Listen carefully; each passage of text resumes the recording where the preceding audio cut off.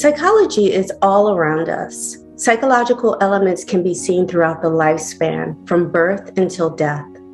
Films are a wonderful tool to explain psychological theory and occurrences in our lives. Characters interact within each frame of film psychological concepts. The films we remember most and view multiple times engage us by capturing the presence of these psychological dynamics in an authentic way. I invite you to join me, Dr. Katherine Marshall Woods, licensed clinical psychologist and film consultant, and my guest today to discuss the best psychology in film.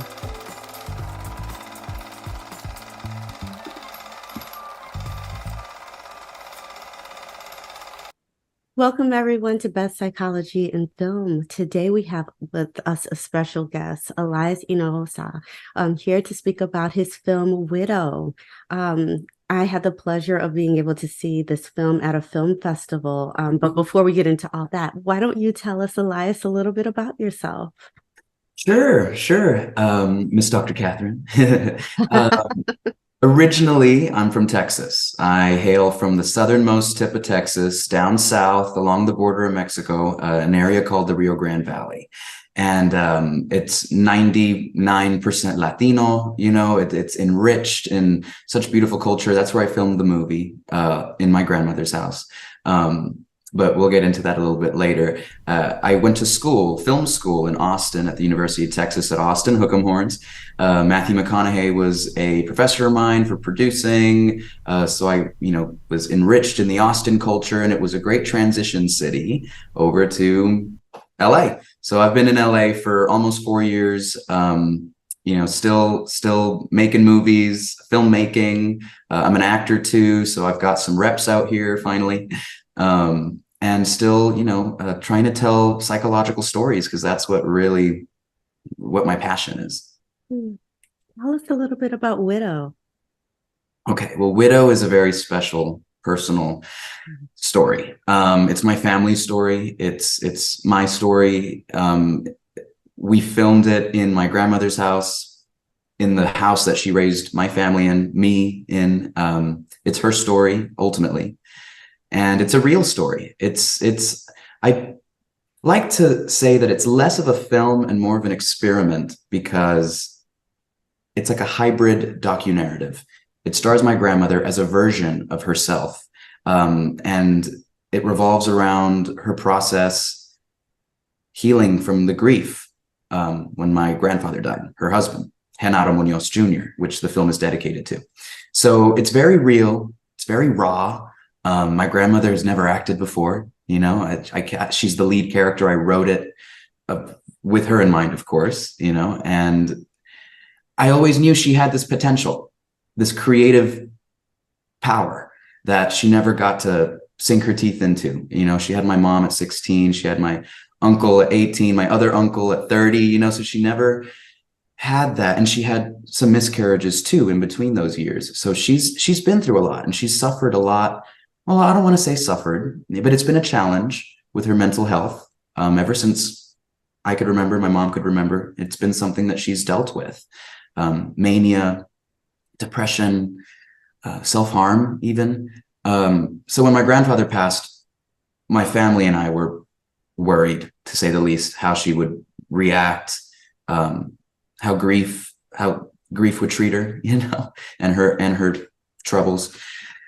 So the only way I know how to fix my stuff, my therapy, is filmmaking, is writing stories and figuring things out through art. And I wanted to gift that opportunity to her. It's the only opportunity I know how to gift. And I knew she could pull something really cool, really, really deep off. And I told her, I'm like, this is not just your story. This is so many women, men of a certain age, when they lose their loved one, they go through something like this. And oftentimes these people don't have a loving grandson they can call, or family that's behind them in their corner, supporting them. And their stories are often left to wither away. And so Widow is a story within a story about not letting your mind wander and wither. It's about breaking or healing a broken heart, and ultimately the mental health challenges that come with that. Well, why don't we have a watch? I think this is such a powerful film because of all of the reasons you've noted and more. So why don't we give the audience a moment and we'll be right back to talk about it on the other side. Illuminate your life with this beautiful piece of art. This is a family heirloom. Oh, just an instant treasure. This could be yours. This is a statement piece that will leave an impact. Oh, you are not going to want to miss out on this. Oh, and it looks like we have a caller. Caller, what is your name and where are you calling from?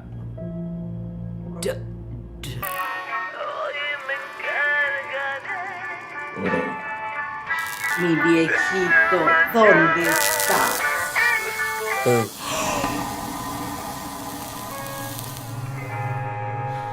Well, don't faint on me now, Dora. Who are you? What do you want?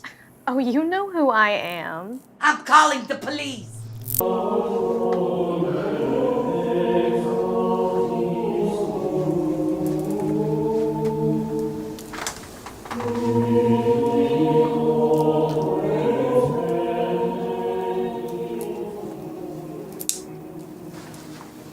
Thank you, Diddy. My pleasure.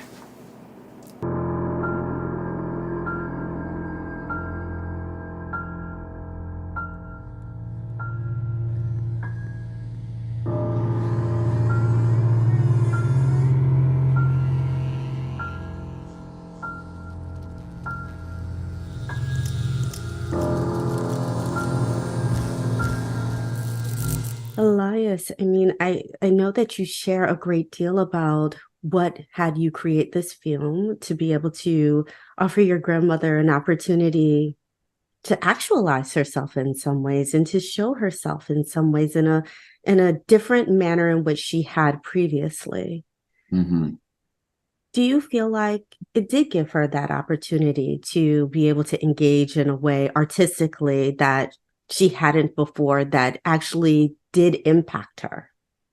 Oh, absolutely. I mean, my grandmother and my grandmother's name is Dora Munoz.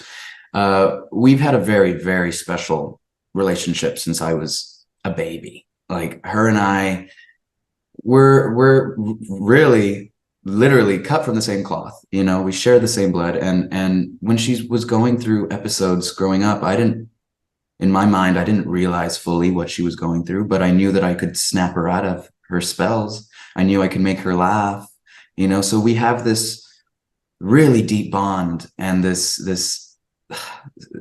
blessing of trust between us that that would make for a great director-actor relationship as well, you know. And I knew that I could heal her wound, or at least help, and also make her feel like a movie star along the way. You know, like, I wanted to fill her house up with youthful, creative energy and joy. And I had my cast and crew. We were college kids during principal photography.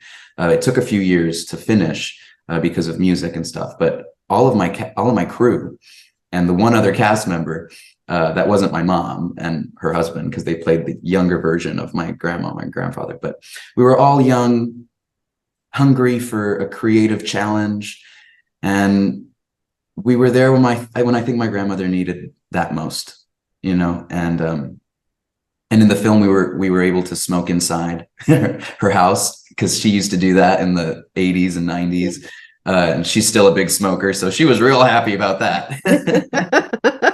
But yeah, she was able to step outside herself. I think that was was one of the best parts of it for her. She was able to look at her life in retrospect, you know, and see the bigger picture. Because when you're living it, when you're in the middle of it and you're enveloped and surrounded by pain, you can't see the bigger picture sometimes, you know. You feel trapped. And ultimately, her character in the movie was trapped too. So she was able to relate and relive and heal. You know, it's interesting because you said This is a psychological movie, and obviously it does a very good job articulating that. And it's psychological in so many ways, not just showing the mental health concerns that she may have had throughout time, but also the idea of healing from a loss. Being a widow is also a psychological process. And so I'm wondering, when you were creating this film, were you seeing it as two different psychological events that you're attempting to portray to the audience? One of, let's say, depression and mania, but also the grief and loss that a widow would have. Oh, absolutely. And it's that very intersection that caused us worry as a family. I mean, that intersection can be powerful, can be disastrous if there's not a proper support system there for that person, and if they're not able to, fully heal on their own. We were worried. So that's definitely something that I intended to explore. I brought it up at one of the very first festivals that it screened at, and this idea of illusion versus delusion, and the line between fantasy and reality can become blurred for someone who struggles with differentiating parts of the mind, and my grandmother's definitely in that category. And I wanted to lean into that. There's something sort of magical about that, I mean, mental health and imagination, they're two branches on the same tree. The power of the mind is something that is just so fascinating to me, because as humans, we only use like a small percentage, a fraction of what our minds are capable of. There's a whole other world and interconnected other worlds in our mind that we have only an idea of how to access. So, I mean, power of the mind and the intersection of grief and depression and mental health disorders, that is ultimately what my grandmother deals with on a day-to-day basis. It's what so many people deal with. And I wanted to portray it in a magical light. I wanted to shine a magical, surrealist, cinematic light to bring people in and dramatize this situation. And there's lots of different offshoots you can go off. So I'm happy that of course you did, that you identified that intersection. Well, it's interesting when you said it's a lot of things people could go off of. And I get the sense that this film could be appealing to many people, individuals who are not widowed, individuals who may have no history of mental health concerns or, let's say, mania or depression, but individuals who find this story to be quite compelling, even if they did not know, let's say this was your grandmom and this was sort of an ode to her life, that it is a good drama in the fact that it is a story that's being told about this woman and her experience, her lived experience, not just in its current day, but also, as you mentioned, some ideas of what happened in the past. And as for your mom experiencing this, I was wondering how she handled that experience, because this was her life. She remembered her mother at that age that she's now playing as the actress. I'm wondering how she coped with that. My mom is, both of our biggest, supporters, rocks. My mom raised me as a single mom, but I had my grandparents as another support system. So it was an ecosystem for me. And for her to relive through the film what my grandmother went through, I call my grandma Mom because my mom called her Mom, so it's a very special sort of relationship we all have. And she wears in the movie, my mother, Lucy Munoz, wears my grandmother's wedding dress that she wore when she was pregnant with my mom, secretly at her wedding. So it's the bloodline, the family tree, it's all there. And it just all comes full circle. And my mom knew the gravity of the film and the story, because she lived it with my grandmother. You know, she lives it daily with my grandmother. They live together. My mom takes care of my grandmother. You know, like she is my grandmother's parent. My grandmother is like my little sister now, in a way, you know? So it felt natural to my mom, you know, she was on board. She anything to help the family, you know, and that's how she's always been. She's always been our rock. She's always been our number one fan. And I say our because my grandmother's included with me too, you know, through our darkest times, my mom's has always been the light. Mm-hmm. Well, this is so fascinating. I love hearing so much about your family. And thank you for being so generous, actually. We're going to be right back. We're going to continue this conversation. We'll be back after these moments.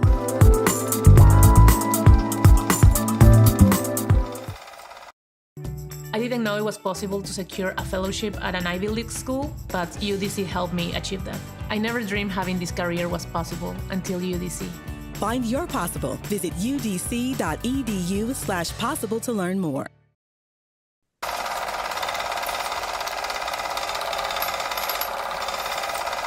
Welcome back, everyone. Today we are talking about the film Widow. Welcome back, Elias. Thank you. Thank you for having me. So happy to be here. I am just fascinated with how you portrayed your grandma. Again, it is so rich, the quality of the description of how a person would feel grieving. And I wonder if how you began to get that data. Was that because of what you saw of her grieving? Is it that you actually did research on how do people grieve and what would that look like? What was your creative process?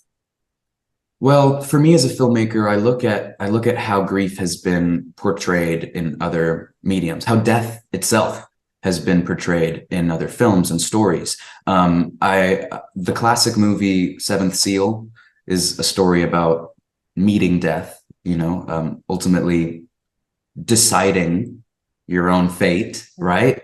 And there's a lot of power in that. There's a lot of power in deciding your own fate, whether that's because of mental health or depression or not. You know, there's a certain sort of what's the word I'm looking for? When a person has that freedom to do that. And Seventh Seal made me wonder.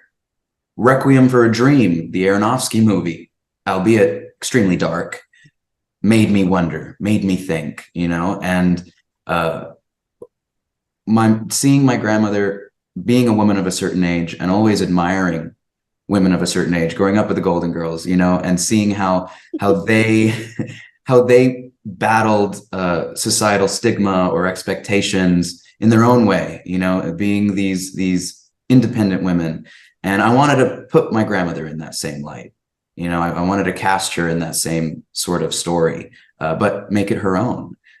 Using these elements that I grew up with, I formed an idea of her version of grief, my grandmother's, and I've lived it, you know, with my grandfather passing, and my grandmother, you know, lost babies in her stomach before, has lost brothers and sisters to cancer and heart attacks, and from the stories that I grew up with hearing and how my grandmother would talk about our family members that have passed, that I never had the opportunity to meet.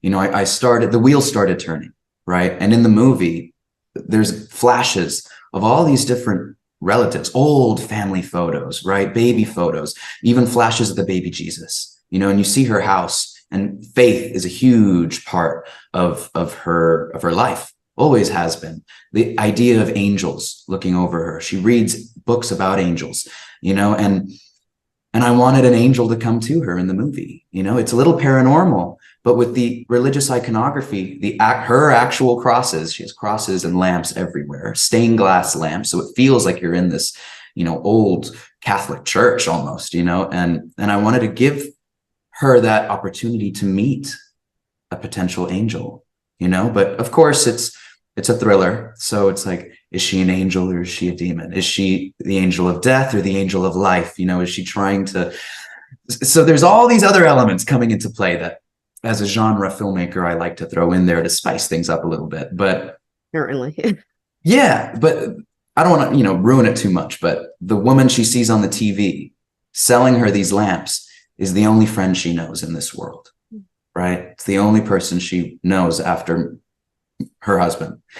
So that's where it kind of came from, these ladies she sees on the TV, the heavy heart that comes with grief, the idea of life and death, being stuck in the middle, a purgatory, her religious dedications, her faith, all the intersection of all those things sort of came together as a way of dealing with grief, or the process of grieving for her.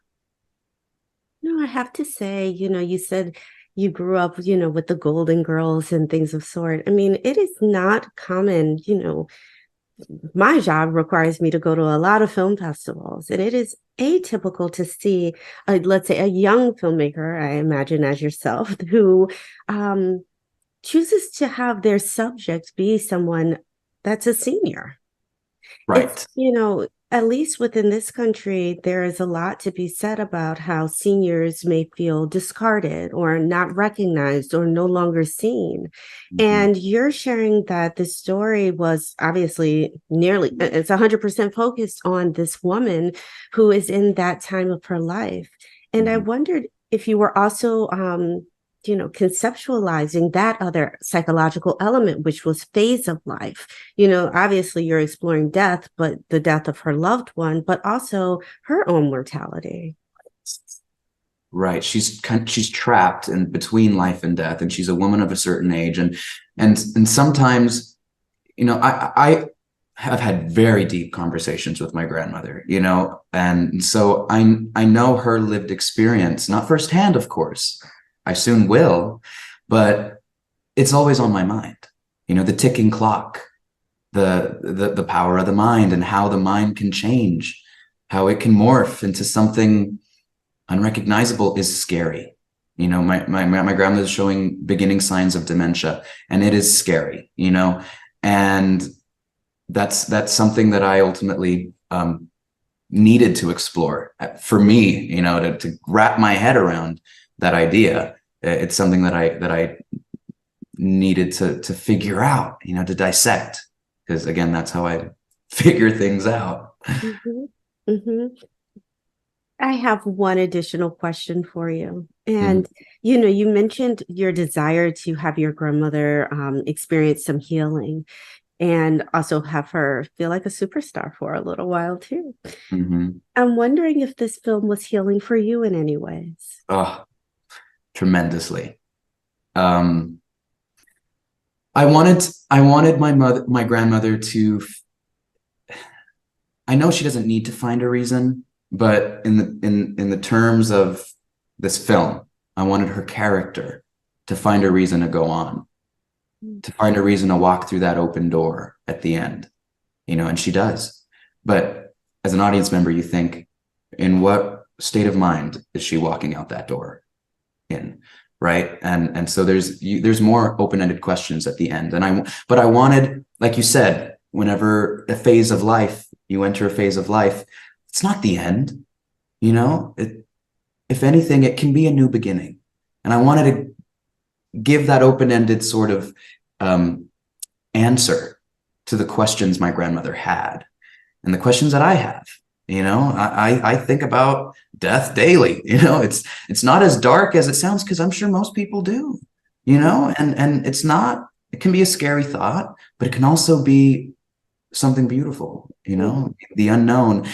And I think about my grandfather, and he was my main father figure growing up. He was the man I looked up to, that I emulate, who I ultimately would like to become, a man of wisdom. He was a man of few words. I'm much more talkative, but after we wrapped on the film, principal photography, and I had to drive with my the other actress who played the TV lady and my cinematographer, I drove them with a car full of equipment back up to Austin, and I had this just rush of emotion, like something big was lifted from my chest, and I just bawled my eyes out, cried like a newborn baby, and it was something that had to happen. You know, it felt like it was something that I was holding in.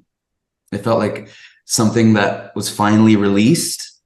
You know, it felt like I was finally given permission to grieve, because I was maybe so wrapped up in my grandmother's grief and concerned for her health and her future, you know, that I finally was like, okay, now it's my turn to grieve. And I'm very, very thankful, you know, and I've said it before and I'll continue to say it, but film is my therapy, and it's how I figure myself out and how I answer the questions I have about life, my future, my fears.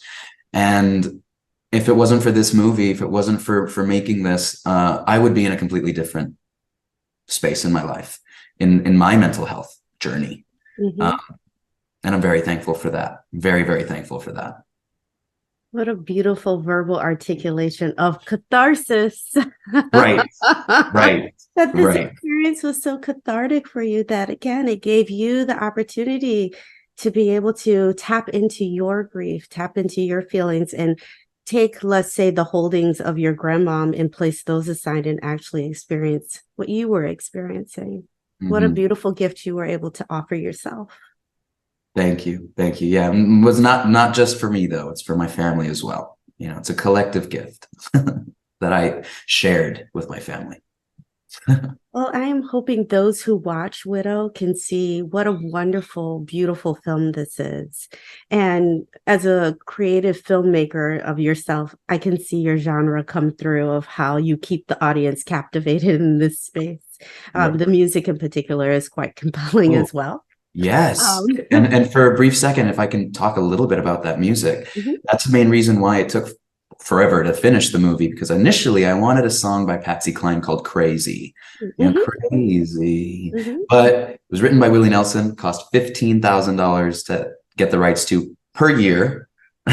So I'm like, no. So I knew this Colombiana, a friend of mine, artist, singer-songwriter from Colombia with an eye patch, very mystical, magical woman. I made a short documentary portrait about her. She was recently widowed in the process of when I was making this film. Her husband was diagnosed with pancreatic cancer and was given a year to live, ultimately.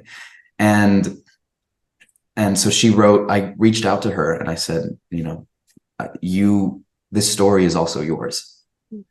And so she ended up making the song that is prominently featured throughout the film called Loca. And she, you know, it's written and recorded in Spanish. You know, it adds so much more cultural significance, you know, for my family and my grandmother in the area in which it was filmed in. And it's a beautiful full circle moment because the creator of the song is also a widow. So, you know, silver linings, bookmark endings, you know, whatever you want to say. I have to give a shout out to Diana Naranjo, who wrote that beautiful song and had her friend Paola Fernandez record it. So yeah, I'm glad you mentioned that, the music. It's been such a pleasure talking to you about Widow, and I'm so happy we did, so then I could revisit this film again after not seeing it since June, which has been such, again, a lovely experience being able to watch it again. It's just so rich. Thank you for your work.